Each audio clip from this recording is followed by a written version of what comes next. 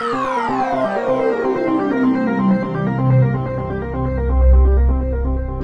Guys, welcome back to my YouTube channel. So ये video है nature and significant of management part 2। और अगर आपने पार्ट 1 नहीं देखी तो प्लीज़ जाके पहले उससे देखें, तभी आपको इस वीडियो में मैं क्या बोलना चाहती हूँ आपको समझ में आएगा। सबसे पहला टॉपिक इस वीडियो में हमारा है नेचर ऑफ मैनेजमेंट। इसमें 2 ब्रॉड कैटेगरीज दी हुई हैं और पूछा गया है कि मैनेजमेंट एक्चुअल में होता कैसे। मैनेजमेंट एक आर्ट है या मैनेजमेंट एक साइंस है। तो सबसे पहले हम ये जान लेते हैं कि आर्ट और साइंस एक्चुअल में क्या है। देखो, आर्ट जो है उसके अंदर थ्योरेटिकल नॉलेज बेस्ड होती है। हमारे आर्ट में थ्योरेटिकल नॉलेज भी होती है, वो बहुत ज़्यादा प्रैक्टिस मांगता है और उसके अंदर पर्सनलाइज्ड एप्लीकेशंस भी होती हैं। वहीं पे साइंस एक सिस्टमेटिक बॉडी ऑफ नॉलेज है जो प्रिंसिपल्स पे बेस्ड होता है और उसकी जो प्रिंसिपल्स हैं, उसकी जो थ्योरीज़ हैं वो यूनिवर्सली एप्लीकेबल होती हैं। अगर अब मैं इन 2 चीज़ों को मैनेजमेंट से कंपेयर करूँ, तो देखो यार, मैनेजमेंट भी जो है उसके कुछ प्रिंसिपल्स होते हैं, वो हम नेक्स्ट चैप्टर में पढ़ेंगे। वो उसके जो प्रिंसिपल्स होते हैं वो भी यूनिवर्सली एप्लीकेबल होते हैं। ठीक है, आप उन्हें दुनिया की किसी भी बिज़नेस के उसमें किसी भी फील्ड में आप उसे अप्लाई कर सकते हो। लेकिन फ़र्क इतना है कि साइंटिफिक जो प्रिंसिपल्स होती हैं वो बिल्कुल ऐसी होती है कि आप उनको ज़रा सा भी चेंज नहीं कर सकते, बिल्कुल भी फ्लेक्सिबल नहीं होती। वहीं पर जो मैनेजमेंट की हमारी प्रिंसिपल्स होती हैं वो बहुत ज़्यादा फ्लेक्सिबल होती हैं, उन्हें आप सिचुएशन के हिसाब से ढाल सकते हो। ठीक है, अब हमारा आर्ट जो है वो थ्योरेटिकल बेस्ड और नॉलेज बेस्ड है। ठीक है, साइंस में भी नॉलेज होती है, उसको भी बहुत ज़्यादा प्रैक्टिस और एक्सपीरियंस लगता है, बहुत ज़्यादा एक्सपेरिमेंट्स करने पड़ते हैं। आर्ट में भी बहुत ज़्यादा प्रैक्टिस लगती है। अब मैनेजमेंट के अंदर इनकी क्या क्या क्वालिटीज़ होती हैं। मैनेजमेंट सबसे पहले बेस्ड होता है प्रैक्टिस एंड एक्सपेरिमेंट्स पे। ठीक है, ये साइंस की एक क्वालिटी हो गई। मैनेजमेंट और आर्ट जो है वो दोनों थ्योरेटिकल बेस्ड हैं, साइंस भी थ्योरेटिकल बेस्ड है, तो ये तीनों में ये चीज़ सेम हो गई।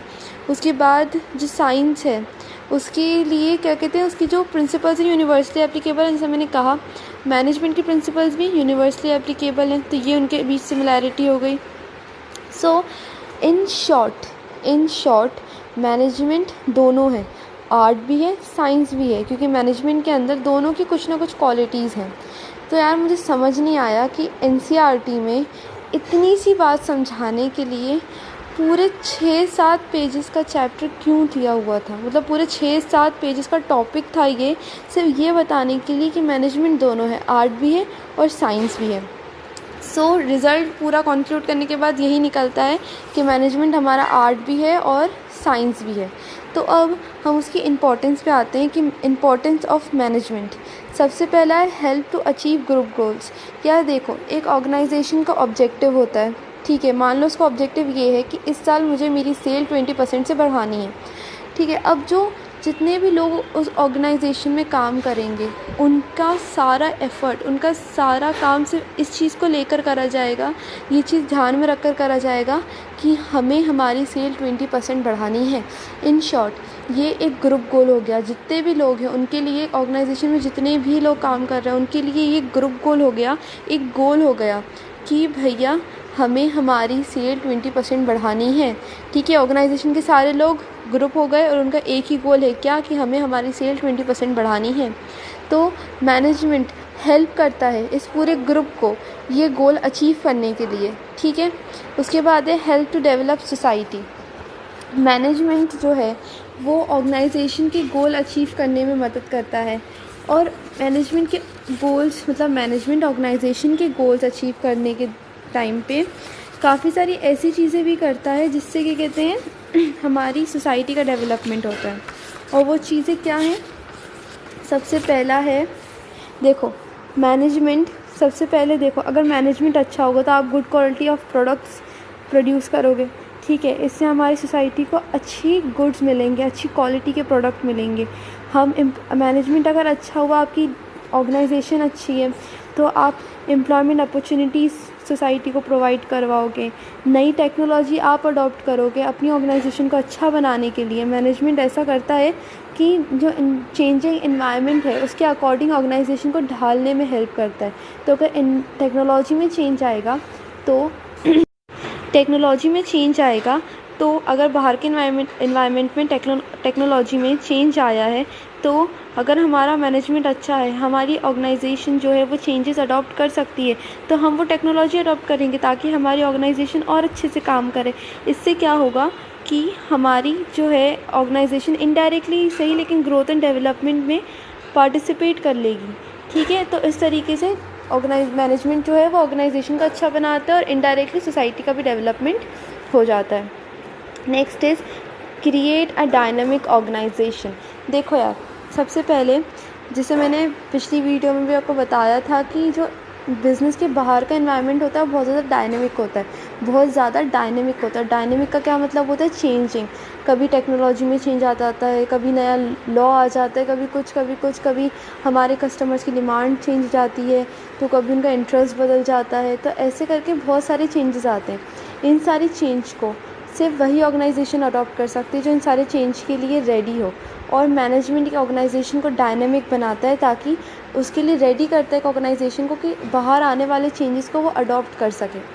ठीक है, उसके बाद आता है आपका प्रोवाइड एफिशिएंसी। अब यार देखो, पूरा मैनेजमेंट ना करा जाता है एक ऑर्गेनाइजेशन को अच्छा बनाने के लिए, और एक ऑर्गेनाइजेशन सिर्फ तब अच्छी हो सकती है जब वो इफ़ेक्टिव भी हो और एफिशिएंट भी हो।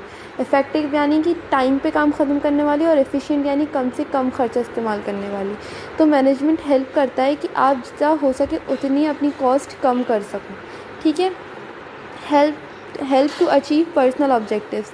अब जैसे मैंने पिछली वीडियो में आपको बताया था कि पर्सनल ऑब्जेक्टिव्स क्या होते हैं, तो एक ऑर्गेनाइजेशन जो है वो हमारी एक मैनेजमेंट जो है वो हमारी ऑर्गेनाइजेशन के अंदर काम करने वाले लोगों को डेवलप करता है। ठीक है, इनडायरेक्टली सही। इस मोटिव, मैनेजमेंट का मेन मोटिव तो ऑर्गेनाइजेशन का ऑब्जेक्टिव कंप्लीट करना होता है, लेकिन इस मोटिव को कंप्लीट करते करते वो कुछ ऐसे भी काम कर जाती है, मैनेजमेंट कुछ ऐसा भी काम कर जाता है जिससे हमारे जो पर्सनल जो हमारी एम्प्लॉयज़ जो काम कर रहे हैं उनके भी ऑब्जेक्टिव्स धीरे धीरे फुलफ़िल होने लगते हैं। ठीक है, जैसे कि अगर मैं एक एग्जांपल हो, तो एक मैनेजर है, वो मैनेजर अपनी टीम को कुछ इस तरीके से मोटिवेट करता है, कुछ इस तरीके से लीड करता है कि वो उनकी एक इंडिविजुअल मेंबर पे बहुत ज़्यादा ध्यान देता है। ठीक है, और वो उसे हेल्प करता है अपने पर्सनल ऑब्जेक्टिव को फुलफ़िल करने के लिए, while contributing to achieve the organisational objective. ठीक है, सो नेक्स्ट इज़ लेवल, ये थी importance. So next is level of management. सबसे पहला है टॉप लेवल मैनेजमेंट। ठीक है, टॉप लेवल मैनेजमेंट, यार देखो लेवल ऑफ मैनेजमेंट 3 होते हैं, टॉप लेवल, मिडिल लेवल और फिर ऑपरेशनल लेवल। ठीक है, ऑपरेशनल लेवल को आप लोअर लेवल भी कह सकते हो या सुपरवाइजरी लेवल भी कह सकते हो, उनके 2 नाम और होते हैं। लेकिन देखो, जो टॉप लेवल मैनेजमेंट होता है उसके अंदर हमारे सारे CEOs, vice president, financial manager जैसे पोस्ट वाले आ जाते हैं। फिर उसके फंक्शंस क्या होते हैं? सबसे पहले ऑर्गेनाइजेशन के क्या ऑब्जेक्टिव्स हैं, क्या एम्स है, वो टॉप लेवल मैनेजमेंट डिसाइड करता है। फिर उन ऑब्जेक्टिव्स को फुलफ़िल करने के लिए, अचीव करने के लिए प्लान्स एंड पॉलिसीज़ बनाता है। फिर वो इंश्योर करता है कि जो मिडिल लेवल है वो उसके बनाए प्लान्स एंड पॉलिसीज़ बहुत अच्छे तरीके से फॉलो करे ताकि ऑब्जेक्टिव फुलफ़िल होने में ज़्यादा कोई परेशानी ना आए। फिर आपका आता है middle level management. Middle level management में सारे डिपार्टमेंट्स जो होते हैं ना, purchase department, sale department, advertisement department, उनके हेड्स आ जाते हैं। ठीक है, इनका फिर आपका आ जाता है रिक्रूटमेंट। मतलब इसके फंक्शंस क्या हैं? पहला फंक्शन है हमारा रिक्रूटमेंट। इसमें क्या होता है कि देखो, रिक्रूटमेंट का मतलब होता है कि इनके डिपार्टमेंट में जितनी भी खाली जॉब्स या वैकेंसीज़ हैं उन्हें फुलफ़िल करने के लिए वो उन इंसानों को लेके आए जिनकी रिक्वायरमेंट है, यानी कि जिनके पास वो रिक्वायर्ड स्किल्स हो, नॉलेज हो, उन लोगों को ये अपने डिपार्टमेंट में लेकर आएँ, अपने डिपार्टमेंट को मोटिवेट करें। और इस चीज़ का ध्यान रखें कि जो टॉप लेवल मैनेजमेंट ने प्लान्स एंड पॉलिसीज़ बनाई हैं उनको इनका डिपार्टमेंट प्रॉपर्ली फॉलो करे। फिर है ऑपरेशनल लेवल मैनेजमेंट। ये लेवल मैनेजमेंट डायरेक्ट वर्कफोर्स से कनेक्टेड रहता है, यानी कि ये वर्कफोर्स नहीं है, उसको सुपरवाइज करने वाले लोग हैं। ठीक है, उनसे डायरेक्टली कनेक्टेड रहता है ये लेवल ऑफ मैनेजमेंट। इसमें क्या होता है कि इनके फंक्शंस होते हैं कि सबसे पहले कि ध्यान रखें कि जो इनके वर्कर्स हैं उन्हें अच्छी कंडीशंस प्रोवाइड करी जाए, अच्छी वर्किंग कंडीशंस प्रोवाइड करी जाए। फिर वो इस चीज़ का ध्यान रखें कि जो भी आउटपुट आ रहा है वो अच्छी क्वालिटी का हो और कम से कम कॉस्ट का हो। फिर उसके बाद है कि ये जो है वो वर्क फोर्स को मिडिल लेवल के सामने रिप्रेजेंट करते हैं, यानी वर्क फोर्स की क्या परेशानियां हैं या उनके पास अगर कोई अच्छे आइडियाज़ हों तो ये उन्हें रिप्रेजेंट करता है in the front of middle level. फिर ये जो भी अगर अच्छे आइडियाज़ या प्रॉब्लम्स उनको मिडिल लेवल को लगती हैं कि हाँ ये जेन्युइन है, तो वो जाके उसे आगे टॉप लेवल को पहुंचाती हैं, फिर उनकी प्रॉब्लम सॉल्व हो जाती है। ठीक है, सो गाइस आज के लिए बस इतना ही। अभी ये चैप्टर और बचा हुआ है तो हम वो पार्ट 3 में फ़िनिश कर लेंगे। तो आपको ये सारे पॉइंट्स ये सब याद करने हैं बिकॉज ये ज़रूरी है और एग्ज़ाम में आ सकते हैं। Thanks for watching, do not forget to like share comment subscribe, bye.